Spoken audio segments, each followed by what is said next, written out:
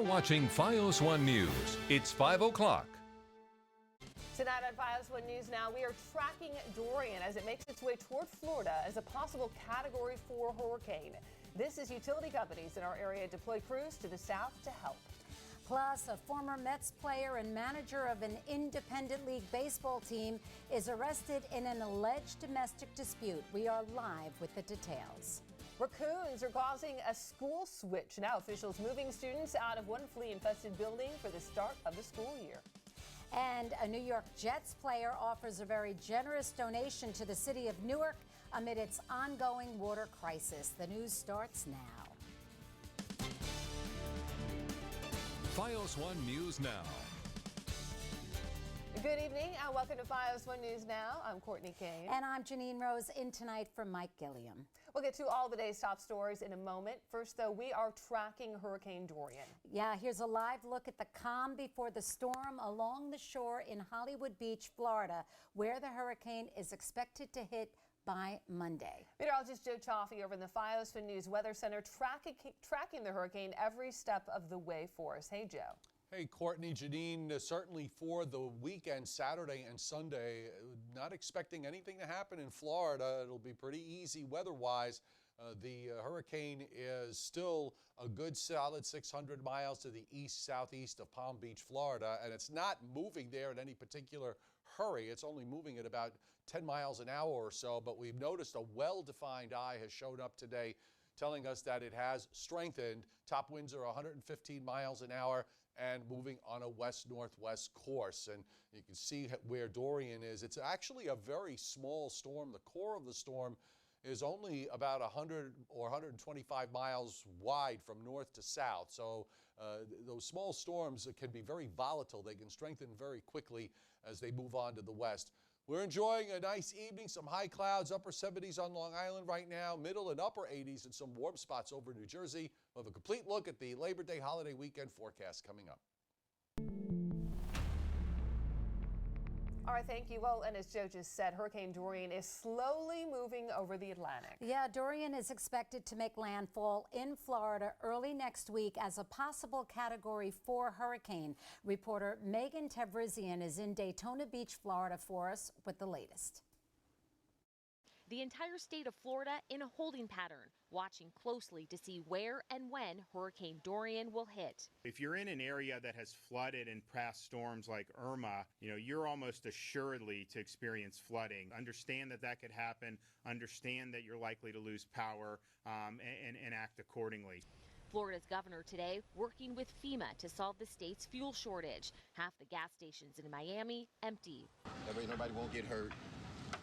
Just a little bit more patience, a little tolerance. Amtrak suspending select service into Florida. Airlines offering traveler waivers for those wanting to change flights, while some Floridians frantically trying to get back. I was here for meetings and I'm going back home to be ready. And now that I see that we'll hit on a Category 4, so yes, I'm getting worried. I'm very worried. At NASA's Kennedy Space Center, crews taking precautions to protect ground support equipment, moving the mobile launcher indoors. If Dorian lives up to the current forecast, the biggest threat could be flooding. But we want everyone to know if they live in a storm surge zone so that if we do issue that order, you can move immediately. Even those inland at risk. Orlando's mayor joining coastal cities in declaring a state of emergency. It could be the most significant storm we've had in a couple of decades here in Orlando. President Trump just approved the emergency declaration for Florida. Thousands of soldiers and airmen from Florida's National Guard have been deployed. Thousands more are on standby. Megan Tevrizian, ABC News, Daytona Beach, Florida. And New Jersey crews from PSE&G are being deployed to Florida ahead of the storm, with about 100 crew members set to reach the state just before Labor Day. FiOS 1's Christy Kalisian has more on that from Passaic County. Questions still remain as to where Hurricane Dorian will hit and how hard. It's going to be a trial for the residents in Florida. These are just a few of the 70 pieces of equipment being sent down to Clearwater, Florida from throughout New Jersey on Saturday. 114 crew members will be dispatched, according to Joseph DePinto from the Metropolitan Division of PSE&G. They'll be working with Duke Energy in Florida. Plant damage, broken poles, wires down. You know, we're not only going to see electric wires down, they're going to be telephone, cable TV wires. This is just some of the damage PSE&G is preparing for, as dangerously strong winds are expected to be slamming Florida and potentially other states. PSE&G is part of the Northern Mutual Aid Association, meaning that its crews were contacted to be sent down, while crews in southern states are standing by in preparation for potential storm damage they might have. DePinto says it's the least PSE&G could do following the aid that southern states brought to New Jersey during Hurricane Sandy. Many utilities came to our aid, and we're more than happy to oblige others in that way. The approximate 70 vehicles, including bucket trucks like these, backyard-equipped trucks, and pole diggers, will be leaving from the Clifton PSE&G facility at 7 a.m. on Saturday and will make a pit stop at North Carolina and are expected to be in Florida on Sunday. In Clifton, Christy Kalishian, FiOS 1 News. And Verizon is doing all that it can to help those impacted by Dorian. Today, the parent company of FiOS 1 News announced it will be offering unlimited calls, text, and data for customers in Hurricane Dorian's path. Of course, be sure to stay with FiOS 1 News as we track Hurricane Dorian. Well, a former New York Met who is now the manager of the Independent League Baseball team, the Long Island Ducks, was arrested and accused of domestic violence. FiOS 1's Cecilia Dowd joining us live tonight from Central Islip with that story. Good evening, Cecilia. Good evening. Well, Wally Backman, a member of the Mets' 1986 World Series championship team and manager here in Central Islip of the Long Island Ducks, is facing charges. He allegedly pushed a woman against a wall in Riverhead, and then it's alleged that he twisted and grabbed her hand. Wally Backman was arrested after an alleged domestic incident in Riverhead this morning. Backman is a popular former second baseman for the New York Mets and also managed the team's AAA affiliate for several seasons. According to court documents, the defendant pushed the woman up against the wall and grabbed her arm and then proceeded to grab and twist her left hand, causing pain and a laceration, requiring medical attention during a domestic dispute. And court documents say Walter W. Backman removed a cell phone from the woman when she was attempting to call 911 for emergency assistance. Backman, who is 59 years old, has been charged with harassment and criminal mischief. In a tweet, the general manager of the Ducks says, "We are aware of the alleged incident involving Wally Backman. We have spoken with Wally and understand he categorically denies all charges against him. Wally will continue as manager, and neither he nor the Long Island Ducks will comment further on this pending legal matter." The district attorney's office says Backman was arraigned in Riverhead, where he pleaded not guilty and was released on his own recognizance. This is not Backman's first arrest or legal problem. He was arrested for DUI while managing a minor league team in Washington State in 2000 and was also arrested after a fight with his then wife in Oregon in 2001. His failure to tell the Arizona Diamondbacks about those incidents cost him that team's managerial job in 2004, just days after being hired. Now, a short time ago, I spoke with Backman's attorney by phone. He says his client adamantly denies the allegations made against him. He says he believes after an investigation that charges will be dismissed and that his client will be completely exonerated. Now, later this evening, we'll have reaction from Ducks fans. Reporting live from Central Islip, Cecilia Dowd, FiOS 1 News.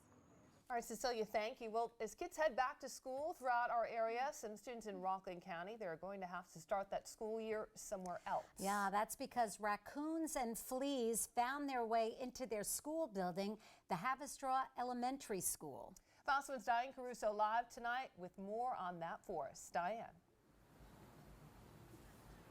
Good evening. Well, kids were supposed to walk through these doors of Havistraw Elementary School on Tuesday for their first day back. Instead, they're all headed to North Rockland High School, because of some pesky pests, a family of raccoons and a flea infestation. So we are confident now that all the animals that had been using us as a hotel are gone and have been taken away. School officials say this raccoon was trapped and released on Monday. Then on Wednesday, 2 more baby raccoons were found scratching inside a wall. The flea issues began in early August when staff members complained they were being bit. Our concern, as always, is with the safety of our students and staff, obviously. So we want to just ensure that the building is free of all flea activity before bringing our children and our staff into the building. Those pests have caused a delay for staff and more than 600 students in grades 4th, 5th, and 6th from returning to school here on Grant Street in Haverstraw. On Tuesday, they will all be sent to North Rockland High School, but after that, school officials say students will be split up. 4th graders will walk down the block to St. Peter's. 5th and 6th graders will be bused to Farley Elementary in Stony Point. For stability, kids will be with their assigned teachers. I make them feel comfortable that we are definitely in control of what the situation that we have, and we're going to make the best out of it. School officials say they are waiting for the building's final clearance with pest control and hope to be back open within a week. In Haverstraw, Diane Crusoe, FiOS 1 News. Thanks, Diane. Well, still to come, a social media controversy on Long Island. Democratic candidates and community members in Oyster Bay come out to protest. We'll tell you why. And as school begins, local police want to make sure they're prepared for some of the worst-case scenarios. We'll take a look at an active shooter drill at one local school that's testing out new life-saving technology. And a New York Jets player makes a large donation to help people in the city of Newark in the wake of a water crisis. Tonight on FiOS 1 News Now, we're tracking some severe weather in our area, including a tornado in New Jersey and a thunderstorm watch throughout our area. We have live team coverage of the conditions out there. The president visits El Paso, Texas and Dayton, Ohio today to offer his condolences in the wake of the two mass shootings that left 31 people dead. Plus, a bus hits an elderly woman in the parking lot of a daycare center. We're live at the scene with details.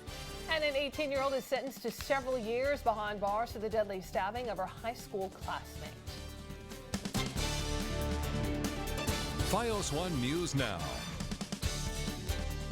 Good evening and welcome to FiOS 1 News Now. I'm Rebecca Saran in for Mike Gilliam. I'm Courtney Kane. Thank you for joining us. We'll get to all the day's top stories in a moment, but first let's take a look outside. Here is a look at Midtown Manhattan where you can see storm clouds and rain. They are moving over the city this evening. Our region is under a severe thunderstorm watch. And the National Weather Service has confirmed a tornado touched down briefly near Springfield in Union County, New Jersey, just before 3 this afternoon. It was an EF0 with winds estimated to have been about 70 miles an hour. Wow.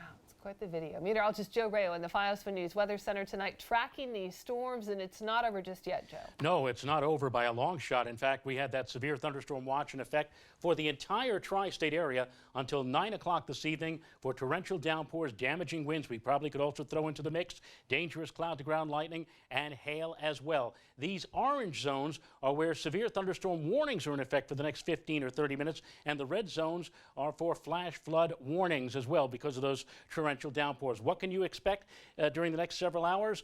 Rain, brief heavy downpours, localized flooding problems, damaging wind gusts to over 58 miles an hour, where we already have seen that there have been a tornado, at least in the Union County area near Springfield, vivid and frequent cloud-to-ground lightning, and dime to nickel-sized hail. I want to show you all the thunderstorms that are flaring up now, but especially over in the Middlesex County area. Look at all those lightning bolts. That's dangerous cloud-to-ground lightning occurring right now, moving northeast toward New York City and perhaps on into Long Island and the Hudson Valley in the next hour or so. These are your temperatures. It was very humid out there. So again, this thunderstorm watch in effect until 9 o'clock tonight, and then gradually the weather will calm down over the next couple of days. All the details coming up a bit later here on FiOS 1 News. All right, thank you, Joe. And we begin tonight with what Joe was talking about, that severe weather around New York and New Jersey today. Yeah, FiOS 1's Tom Murphy was in Morristown in the middle of one of those storms. He joins us live with the latest on the conditions. Tom. Yeah, ladies, you just heard Joe mention that the weather is going to eventually calm down, and I can tell you it's certainly not calming down right here in Morristown. It's picking up. Those early storms that those severe storms that we saw earlier in the afternoon have started up back again here in the early evening. So if you're making your rush hour commute, you should probably expect it to take a little bit longer than expected. We spoke to some people earlier this afternoon in Morristown about how they handle these types of conditions. Storm clouds hovered over Morris County Wednesday afternoon. They could be seen and heard. Came hard and I couldn't believe the sound of the lightning and the thunder. Heavy thunderstorms hit the county. I love rain because it's good for the plants, and I'm a big gardener, but this is a little over the top. Some of the people we spoke to around Morristown didn't mind being caught in the rain. It's fine. I think I might get home before it starts to squall again. And how? But also didn't want to stick around in case it got dangerous. The type of weather. My umbrella, of course, is in the car, so the girl was nice enough to give us some trash bags. That makes trashy fashionable. Pretty impressive this summer. I'm not sure what's going on, but it seems a little different than usual. The roads were the biggest concern. Driving it's a little scary because, you know, the roads flood and you don't know where it's going to be higher than other places. You got to pull over when you see that. But the rain didn't last, and we actually caught walkers ditching their wet weather gear and picking up a sunnier outlook. You know what? The sun will shine tomorrow. It's a great day. So as you just saw in that video, the sun did actually start to peak out from about 3 to probably about 4:30 here in Morristown. But as you can see right now, the rain has picked up again, and it's certainly a second wave of storms. One thing that we try to watch for when we have severe storms like this, power outages. JCP&L says that in Morris County there are about 1,700 customers that don't have power. But to give you a little bit of context, they say that that's less than 1% of their customer base. We'll keep you posted if these second waves of storms affect that. From Morristown, Tom Murphy, FiOS 1 News. Tom, thank you. And of course, stay with FiOS 1 News for continuing coverage of the storms. We'll have more on the conditions in the lower Hudson Valley a little later in the show.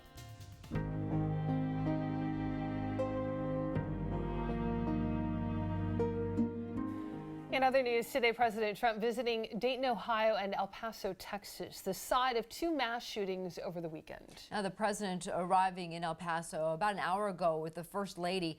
His visits have sparked lukewarm reactions from many residents and Democratic leaders who say his rhetoric played a role in the tragedies. ABC's Romina Puga is in El Paso with the story. President Donald Trump visits Ohio and Texas today following 2 back-to-back deadly mass shootings. But before leaving Washington, the president dismissed claims that his rhetoric has emboldened white nationalists. I think my rhetoric is it brings people together. The president's first stop, Dayton, Ohio, where he and the First Lady were met with protesters outside one of the hospitals where many of Sunday's victims are being treated. During their private visit, the mayor of Dayton and Ohio's Democratic senator said they pushed President Trump to support gun control legislation, following the shooting deaths of 9 people at the hands of a 24-year-old. 9 people died in Dayton because of a gun. Here in El Paso, another community is also grieving. Mayor Dee Margo and Ciudad Juarez Mayor Armando Cavada bringing flowers to the memorial outside that Walmart, where a 21-year-old suspect shot and killed at least 22 people. The president expected to get a lukewarm acceptance here as well. Many people saying the president's words are sparking violence. He has promoted a lot of this, all this anger. He has promoted it across the nation, and it needs to stop. This morning, the president lashing out at former El Paso Congressman Beto O'Rourke on Twitter. O'Rourke firing back, saying he doesn't think the community will welcome President Trump. People in El Paso, by and large, do not want to see him here, understand that he is part of the problem. During the president's visit to Dayton, we did not see him interact with the first responders or lawmakers. We'll see if he meets with residents here. In El Paso, Romina Puga, ABC News. And of course, stay with FiOS 1 News for continuing coverage of the president visiting those communities in mourning. And later in our show, we'll have more on the response from lawmakers across the country to the gun debate, including New Jersey Senator and presidential candidate Cory Booker. Now to a developing story out of Rockland. A Meals on Wheels bus has struck a pedestrian in New City. FiOS 1's Jonathan Gordon has been at the scene and joins us live with details. Jonathan, what can you tell us? Well, police are still on the scene here where a bus struck a female. That's according to an employee of the daycare the incident happened right outside of. Around 2 o'clock on Wednesday, a Rockland Meals on Wheels bus struck a female senior citizen in the parking lot of the Smarty Pants Daycare Center in New City, according to a teacher who works there. We spoke to her after calling the daycare center over the phone. Getting on the bus, I guess the guy didn't know that she was there and he ran over her twice.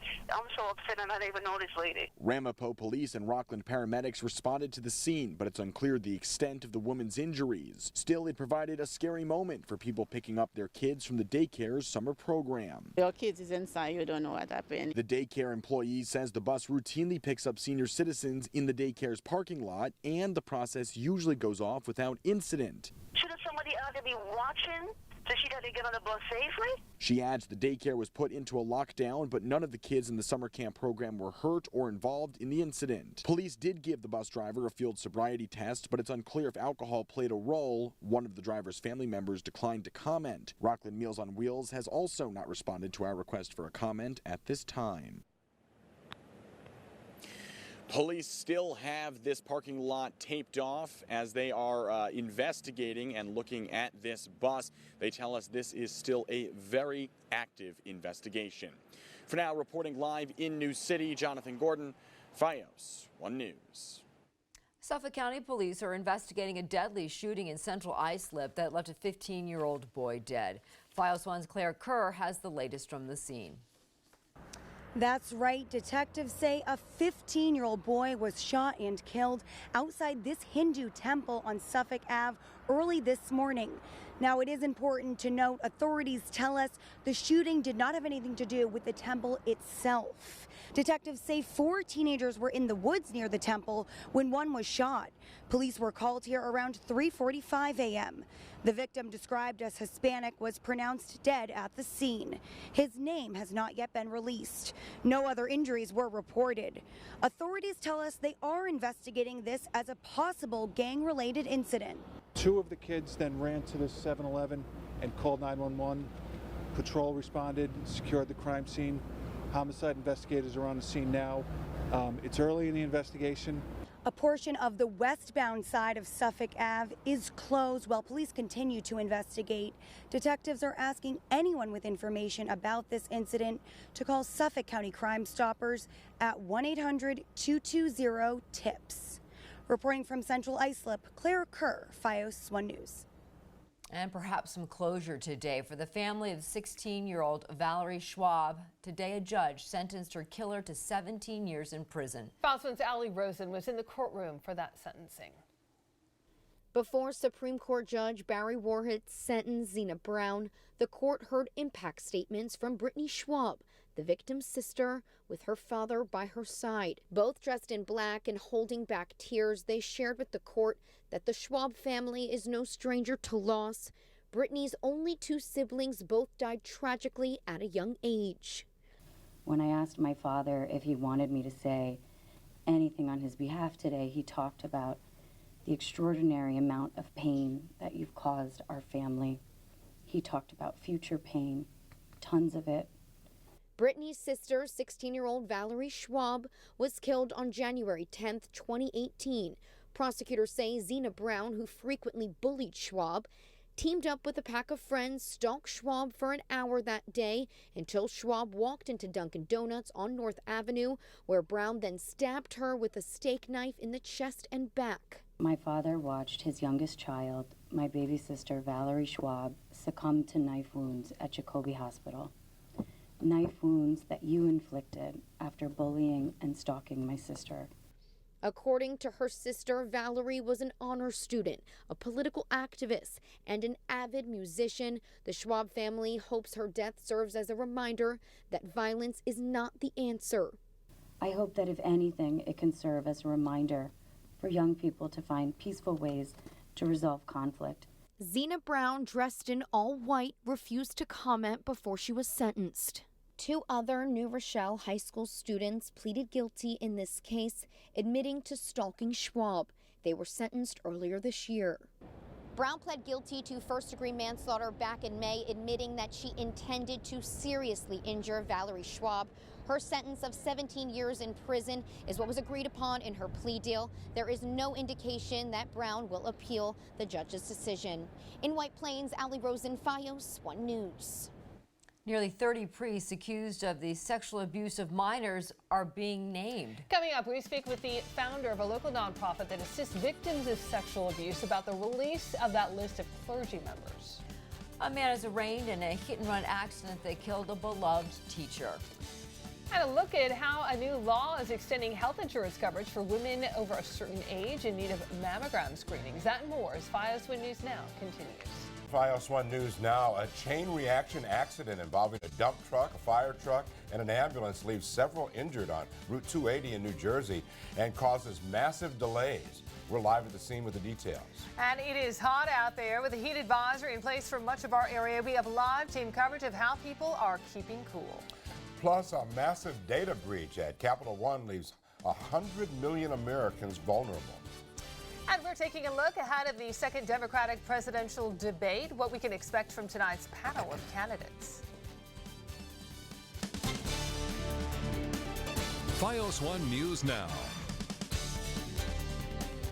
Good evening and welcome to FiOS 1 News Now. I'm Mike Gilling. I'm Courtney Kane. Thank you for joining us. We'll get to all the day's top stories in a moment, but first to check out that forecast. Meteorologist Joe Rales over in the FiOS 1 News Weather Center. An active afternoon here. Yeah. Well, we've got a little of everything here this afternoon, Mike and Courtney. First of all, I think Courtney alluded to the heat advisory. Every county that you see that's in orange is underneath that heat advisory now until 9 o'clock for heat indices of anywhere from 95 to 99 degrees. It's hot, no question about that. To the north, up across Sullivan and Ulster and Dutchess County, there's a severe thunderstorm watch in effect till 9 p.m. for the potential for heavy downpours and damaging winds. And because of the high concentration of low-level ozone, we also have an air quality alert in the gray-shaded counties. That's in effect until 11 p.m., just for all of you out there who may have a respiratory problem. Here are the showers and storms. They're few and far between, but where they are occurring, they have produced, again, some rather heavy downpours and damaging winds, and also some dangerous cloud-to-ground lightning. But again, that's mostly north, up toward the upper part of the Hudson Valley. Uncomfortably humid tonight, better thunderstorm risk for everybody tomorrow. And then after all of this, Thursday and Friday, we get to calm down a little bit with sunny, very warm, and slightly less humid. Full details coming up. All right, Joe, thank you. Now on to developing news out of New Jersey. A massive chain reaction accident involving a dump truck, ambulance, and fire truck has caused delays since this morning on a major highway. FiOS 1's Christy Kalisian joins us live with the latest in West Orange. Good evening, Christy. Courtney and Mike, this scene is far from cleaned up. We're going on at about 7 hours since this accident took place. Actually, one of two that took place at around 10:30 this morning. And we can actually still see those cars behind us, those two state trooper vehicles. This accident is still being investigated right there on I-280 East. And they're actually some of several cars that were hit by a dump truck. I've seen horrific accidents here, and this is the worst I've ever seen. It all started at around 10 Tuesday morning when police were responding to a two-car accident on 280 East. Then, as witness Robert Hudson says, the vehicles at the scene were then struck by a dump truck. So I'm there watching the other accident.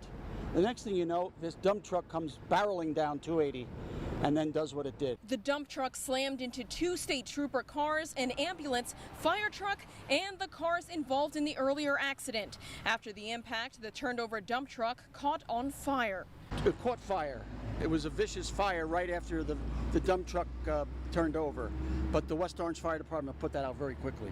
Acting Governor Sheila Oliver sent out a statement earlier Tuesday afternoon saying her thoughts are with those affected by the crash, saying, quote, while this is an ongoing investigation, it should remind us all of the dangers our first responders can encounter while performing their jobs on our roadways. Although the cause of the crash is still being investigated, those living near the steep highway suspect speeding may have made the situation worse. Speed limit on this road is tremendous. I mean, trucks do 70 miles an hour coming down this hill. They got to lower the speed limit. Westbound lanes here are still moving at a slow pace here on I-280, and I-280 East is still shut down, and you can expect those delays possibly into later on this evening. And the latest that we actually are hearing from police is that this accident is still being investigated, and miraculously only minor injuries have so far been reported. And that is the latest that we have for you here in West Orange. Christy Kalishian, FiOS 1 News. Okay, Christy, thank you. Part of a crane fell off and hit a building in the East Village this afternoon. It happened at around 2:45 p.m. near the FDR Drive at East 6th Street, which is part of the Jacob Rees houses. Part of the FDR Drive is closed as emergency crews secure the area. According to multiple reports, there were no injuries, but the building is said to have suffered some damage. Well, today was a hot one. Sure was. We begin our team coverage on the intense heat tonight with FiOS 1's Cecilia Dowd. She's in Long Beach, where the ocean breeze is providing some much-needed relief. Right, Cecilia? Yeah.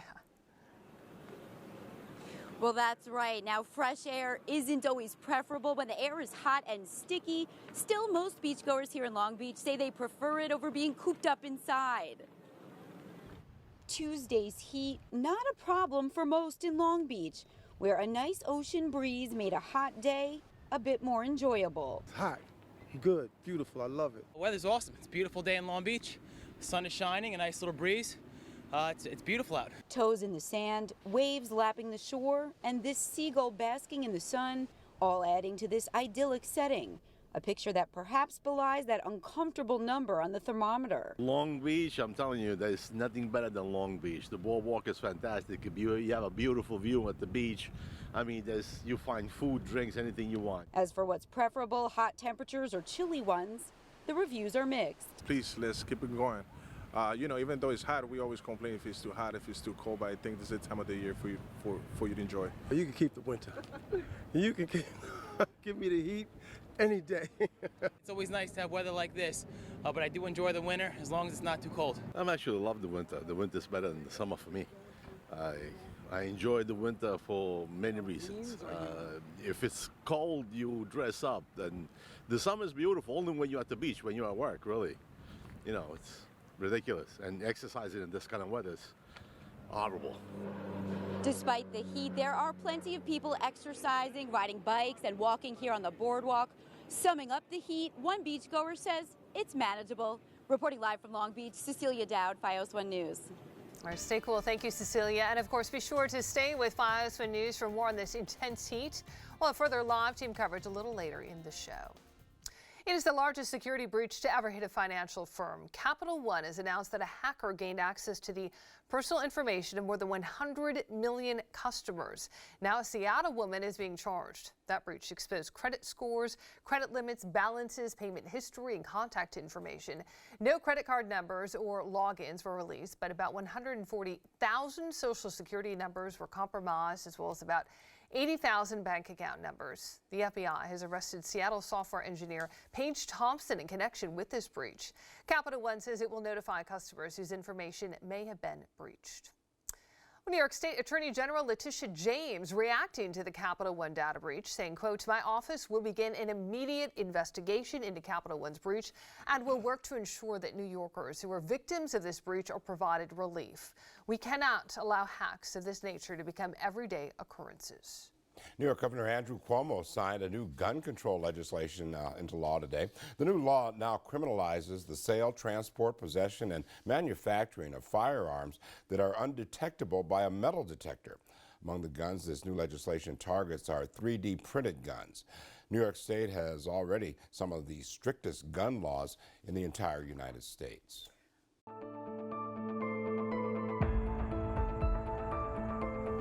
A new attorney now defending the Mount Vernon City Council against Richard Thomas's lawsuit, asking a judge for them to step aside so he can resume his role as mayor. FiOS 1's Jonathan Gordon speaks with a lawyer about why he's joining the case and why he believes that Thomas's lawsuit is meritless.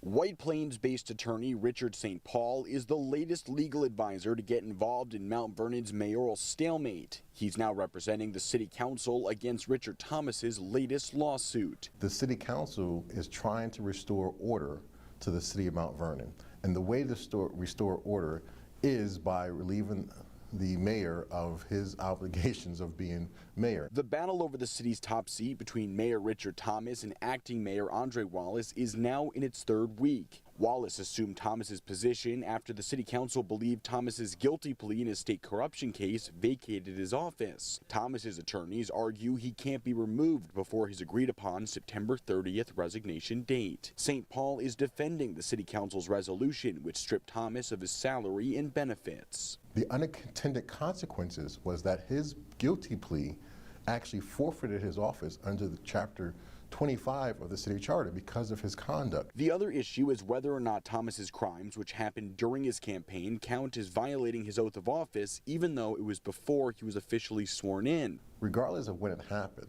the fact that you were found guilty of a particular crime hurt the integrity of your office. Last Wednesday, a judge declined to grant Thomas an emergency order, which would have forced Wallace to stop as acting mayor. We reached out to Thomas's attorney for a comment, but we have not heard back at this time. This case resumes in state Supreme Court on Wednesday afternoon. Reporting in White Plains, Jonathan Gordon, FiOS 1 News. Still to come, immigrant families from our area are demanding justice. They say they were given false hope of obtaining a green card. Plus, the second Democratic presidential debate begins tonight. We have a preview from Detroit. Then it is the newest ride at Ride Playland, and it officially opened to the public today. We take a ride along the Dragonator. That and more coming up here on FiOS 1 News Now. Tonight on FiOS 1 News Now, Hurricane Dorian is creeping north, and it's already affecting our area. Here's a live picture of the Jersey Shore. We'll show you how the storm is impacting our local shorelines. Plus, the mother of a missing 3-year-old that sparked an Amber Alert this morning turns herself into police after allegedly firing 4 gunshots at the child's father. And a local patrol officer who was seriously injured in a hit-and-run accident in July is released from the hospital. Then it's another call for Verizon to save our news channel. FiOS 1 News Now. Good evening, and welcome to FiOS 1 News Now. I'm Mike Gilligan. I'm Courtney Kane. Thank you for joining us. We'll get to all the day's top stories in a moment. First, though, we are tracking Hurricane Dorian heading up the East Coast. Here's a live look at the surf line in Virginia Beach. The storm's stirring up some large waves along the Virginia coast. Meteorologist Joe Rayos over in the FiOS 1 News Weather Center tracking Dorian as it passes by the Jersey Shore. Hey, Joe. Okay, and we are watching the storm very, very carefully. Now, there's a coastal flood and high surf advisory for all of the zones that you see here in green on Long Island, for the sound shore of Lower Westchester, and for this purple zone along the immediate Jersey Shore. That's in effect until 9 p.m. tomorrow night. It's for rip currents, rough seas, coastal flooding. The ocean is being churned up by the presence of Hurricane Dorian. It was over Cape Hatteras, North Carolina this morning. It is now racing away to the northeast at about 20 miles an hour. Look at all of the rain bands that are just missing New Jersey. This is moderate to heavy rain, folks, but it's not touching us. All we're seeing are the fringe effects, and the storm will race away to the north and east. By Saturday morning, it'll pretty well be gone for us. It'll still be churning up the waters, but for the most part, the storm next hit will be up in Nova Scotia. They don't see hurricanes and tropical storms very often up there, but they will tomorrow night. In a nutshell, spotty evening rain, rough seas. I wouldn't swim if I were you over the next day or two out in the ocean. Sun will return on Saturday, fair, pleasant for Sunday, and if you got the day off on Monday, looks sunny and nice as well. All the details coming up a bit later here on FiOS 1 News. Okay, thank you, Joe. Asbury Park on the Jersey Shore is now experiencing Hurricane Dorian firsthand. Strong winds, rain, and rough waves are blanketing the beach. FiOS 1's Jessica Orban joining us now live from the boardwalk in Asbury Park with how things are looking so close to the shore. Hey, Jess. Courtney, Mike, if you've ever been to Asbury Park, you know that seeing it this empty on a late summer day is pretty shocking. But that's only because this water right here is no place for surfers or swimmers. Because I think we did Atlantic City for Hurricane Hermione, and that was wild. This isn't as bad today, but I mean, it's still something. It's really unbelievable. I mean, I'm a surfer. I love this kind of weather, knowing that the waves are going to be great tomorrow. But right now, this is just insane. Between the wind, The sand blowing across the beach is totally incredible. Just a few brave people strolled down the empty beach Friday, only to be met with wild winds and sharp blasts of sand getting kicked up from the ground. A high surf advisory was issued Friday afternoon along the Jersey shore, and it seemed like people listened to the warning. They're large waves. I don't know if they're probably 8-10 feet maybe. Mike Fidek and Robbie Hecht came down to see how the shore was faring against the storm. Hecht is a lifeguard here, and Fidek is the assistant beach safety supervisor. Both men who have seen their share of storms say often these large breaking waves can cause some serious beach erosion, but Friday it was much better than expected. I'm surprised that it's not worse right now. The erosion doesn't look as bad as I thought it would be. But maybe the next high tide could be worse. Although no one was in the water and very few people decided to walk past the red flags on the beach, Fidek had some advice for people looking to brave the wind and rain. Stay out of the water, because Friday's riptides are no joke. People come down, they want to get their feet wet, they try to go by the edge of the water. Next thing you know, they get knocked down by a wave and it can be swept out. It's very, very, very dangerous. The riptides are incredibly dangerous. As of now, beach erosion here in Asbury Park has been minimal, but officials here say that could change as the next high tide is expected around 2 o'clock Saturday morning. The plan for now is to reopen this beach to the public at 9 a.m. We're live here on the beach in Asbury Park. Jessica Orban, FiOS 1 News. Jessica, thank you. And Hurricane Dorian turns deadly as it left a path of destruction in the Carolinas. Reporter Morgan Norwood is in Wilmington, North Carolina with the latest. Hurricane Dorian turning deadly. Officials confirm 4 people died as the storm made landfall over Cape Hatteras, North Carolina. ABC senior meteorologist Rob Marciano nearby in Nags Head. Hurricane Dorian now making landfall just 30 miles to our south. Winds here absolutely ripping. The storm's high winds sending water rushing down streets, swallowing cars, surrounding homes and businesses in Ocracoke Island. Rescue teams racing to the scene while officials plan to airlift survivors to safety. The danger right now is the rising storm surge of 4 to 7 feet. On Emerald Isle, residents picking up the pieces after a reported twister splintered homes like this one. Miraculously, no one was hurt.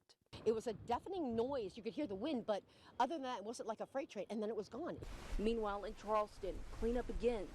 Businesses that braved the storm ready to reopen. For the most part, we were very fortunate. In the Bahamas, new before and after satellite images show the scale of the damage as relief and aid arrives. Rescue teams transporting some of the injured from hard-hit Marsh Harbor to Nassau's Prince Margaret Hospital. I was buried in water like this, and my legs were trapped amongst all the wood. And all across the island, survivors facing utter devastation. Everything in Abaco is totally destroyed. It literally looked like we were bombed. More than 370,000 people without power across 3 states. Meanwhile, a flooding emergency in the Outer Banks with several major freeways and bridges closed. A long day ahead for residents there. I'm Morgan Norwood, ABC News in Wilmington, North Carolina. And be sure to stay with FiOS 1 News for continuing coverage of Hurricane Dorian. We're tracking the storm as it makes its way up the East Coast. A mother is in police custody after triggering an Amber Alert when she took off with her 3-year-old daughter after allegedly firing 4 gunshots at the child's father. The little girl was found around 9:30 this morning and is safe in the care of family. FiOS 1's Naomi Yane is in Flanders with that story. The ordeal involving that missing 3-year-old started Thursday night when police were called to a home on Pleasure Drive in Flanders with reports of a domestic dispute that ended with shots fired. We received a call, 911 call from a victim of a shooting.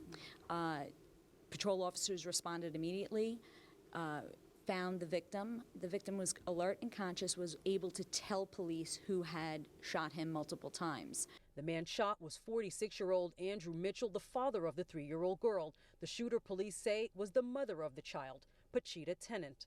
They then searched the area for the perpetrator, unable to locate her. Police say Tennant then took off with the child in a silver Hyundai Santa Fe, prompting that Amber Alert. The 3-year-old was found earlier today safe and unharmed and in Riverhead with a relative of Miss Tennant's who alerted the police. Child Protective Services is actually currently involved and will determine whether that child can stay with the blood relative or they have to turn the child over to someone else. Residents in the area were surprised to hear that something like this happened in their neck of the woods. See, in the city, more likely, up in New York, nearby. But around here, not really. Yeah. The condition of the father, Andrew Mitchell, is serious but stable, and Ms. Tennant turned herself in, and officials say charges against her will be announced later today. Reporting from Southampton, Naomi Yane, Fios 1 News.